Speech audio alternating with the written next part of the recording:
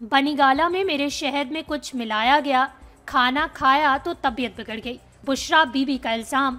Adiala jail में कायम कमरा अदालत में सहाफियों से गुफ्तगू के दौरान बुशरा बीबी का कहना था कि गुज़श्ता समात पर अडयाला जेल पेशी के लिए आई तो बनीगाला में मेरे शहद में कुछ मिलाया गया था।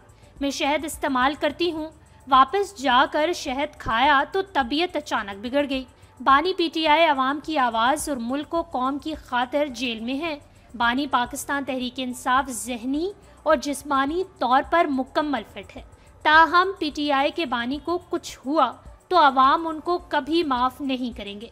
कमरा अदालत में गुफ्तगू के दौरान बानी पीटीआई बुशरा बीबी को बात करने से रोकते रहे। इस दौरान बानी पीटीआई बुशरा बीबी का बाजू पकड़कर पीछे भी लेकर गए, जिस पर बुशरा बीबी ने रद्द अमल देते हुए कहा कि मैं बेज़मीर लोगों से नहीं डरती, बाज़मीर लोगों से मुखातिब हूँ।